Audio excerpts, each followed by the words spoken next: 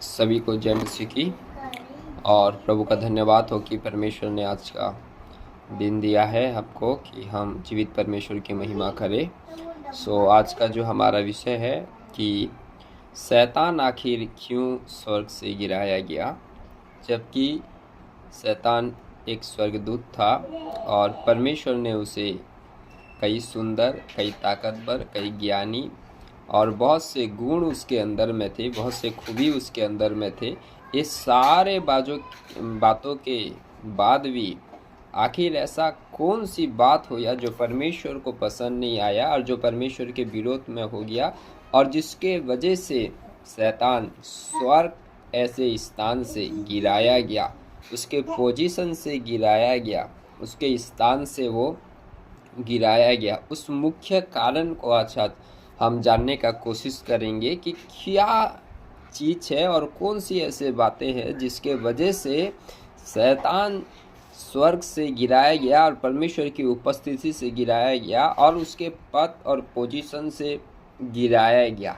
सबसे पहला जो कारण है और जो मुख्य जो कारण है वो केवल एक है, वो है घमंड।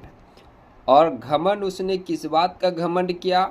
आप और मैं भी तो घमंड करते हैं। और आपकी मेरी घमंड और शैतान का घमंड में क्या अंतर था? शैतान जो घमंड कर रहा था वो क्या घमंड कर रहा था? वो परमेश्वर का दास होने का घमंड नहीं कर रहा था, वो परमेश्वर होने का घमंड कर रहा था। उसको परमेश्वर का दास और सेवा करना पसंद नहीं था, उसे परमेश्वर होना, खुद परमेश्वर होकर खुद परमेश्वर को अपने दास बनाना पसंद था। और ऐसा घमंड के वजह से वो स्वर्ग से गिराया गया, परमेश्वर की उपस्थिति से गिराया गया, जिसका वर्णन हमें एशिया नबी की पुस्तक 14 अध्याय उसका 12 से लेके 14 तक, एजेकिएल की पुस्तक 28 अध्याय 12 से लेके 14 तक में हम पाए जाते हैं कि वहाँ पे शैतान ने घमंड, मैं परमेश्वर से ऊपर उठूँगा, मैं अपने सिंहासन को उसे अधिक करूँगा, मैं। और इस मैं जो शब्द था ये दास होने का शब्द नहीं था, ये परमेश्वर को दास बनाने का शब्द था। ये मैं जो था ये सेवा करने का शब्द नहीं था, ये सेवा कराने का शब्द था। और एक मुख्य ये चीज़ है कि शैतान के अंदर में एक घमंड के वजह से परमेश्वर ने उसे नीचे गिरा दिया। परमेश्वर सब कुछ बर्दाश्त कर सकता है, परमेश्वर सब कुछ क्षमा कर सकता है, लेकिन परमेश्वर एक चीज़ बर्दाश्त नहीं करता कि उसके ऊपर में कोई अधीन करे या उसे कोई दास बनाए। परमेश्वर कदापि बर्दाश्त नहीं करेगा। और ये घमंड की जो स्वभाव है और जो आत्मा है, ये शुरू से ही शैतान के अंदर में है। और इस घमंड को शैतान ने बहुत चालाकी से मनुष्य के अंदर में डालने का प्रयास किया है। आप सभी को मालूम होगा कि उत्पत्ति की पुस्तक 3 अध्याय में जहाँ पे सबसे पहला पाप के बारे और शैतान के बारे में वर्णन किया गया है, वहाँ पे जब शैतान हवा से मिलता है तो क्या कहता है? क्या तुम्हें परमेश्वर ने कहा है कि कोई फल को नहीं खाना?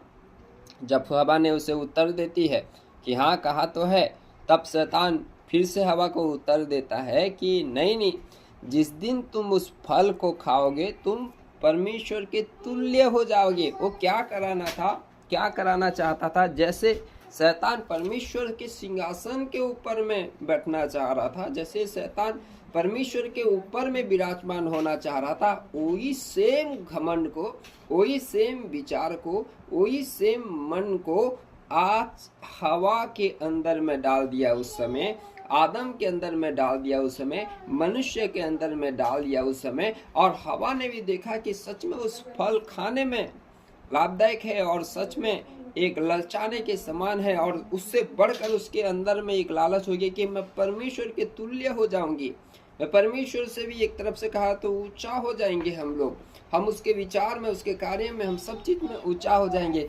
ओ घमंड ने हवा को फल खाने में विवश कर दिया। और जब उन्होंने उस फल को खाया, मेरे प्यारों, आपको मालूम है वे भी परमेश्वर की उपस्थिति से गिर गए, वह भी परमेश्वर के दिए हुए इस अधिकार से, उस पद से, उस पोजीशन से गिर गए। और जिस प्रकार शैतान स्वर्ग से निकाला गया था, उसी प्रकार मानव भी उस परमेश्वर का प्रबंध से, उस परमेश्वर का रखे हुए स्थान से, जो परमेश्वर ने मनुष्य के लिए एक स्वर्ग बनाया था, उस जगह से निकाले गए। और आज भी शैतान इस विचार को कई मसीहों के अंदर में, कई भविष्यद्वक्ताओं के अंदर में, कई सेवकों के अंदर में, कई परमेश्वर के लोग जो प्रभु का कहलाते हैं और सेवा कर रहे हैं कहते हैं, उनके अंदर में डाला है। केवल इसीलिए इस विचार को डाल के चल रहा है, इस घमंड को डाल के चल रहा है, क्योंकि शैतान का एक ही उद्देश्य है कि मनुष्य को परमेश्वर की उपस्थिति से दूर करे, परमेश्वर के दिए हुए पद और पोजीशन से दूर करे, परमेश्वर के दिए हुए स्थान से दूर करे बोल के। इसीलिए मेरे प्यारों, बहुत ही अपने आप में सतर्कता के साथ में चले। कहीं आपके जीवन में किसी प्रकार का घमंड तो प्रवेश नहीं किया है कि मैं अधिक प्रार्थना करता हूँ, मैं अधिक दान देता हूँ और देती हूँ, मैं अच्छा प्रचार करता हूँ, करती हूँ, मैं उससे कई अधिक पढ़ा लिखा हूँ और पढ़ी लिखी हूँ, मैं उससे कई अधिक कर सकती हूँ, मेरे अंदर में ये है वो है, मैं प्रार्थना करती हूँ बीमार चंगा होता है, मैं भविष्यद्वक्ता हूँ, मैं अपोस्टल हूँ, मैं पास्टर हूँ, प्रेरित हूँ। क्या ये घमंड आपके और मेरे अंदर में तो कहीं नहीं आ गया है? अगर ये आ गया है आपके लिए, मेरे लिए एक सबक है, शैतान के जीवन से सीखने के लिए एक सबक है, आदि मानव अर्थात आदम और हवा के जीवन से सीखने के लिए।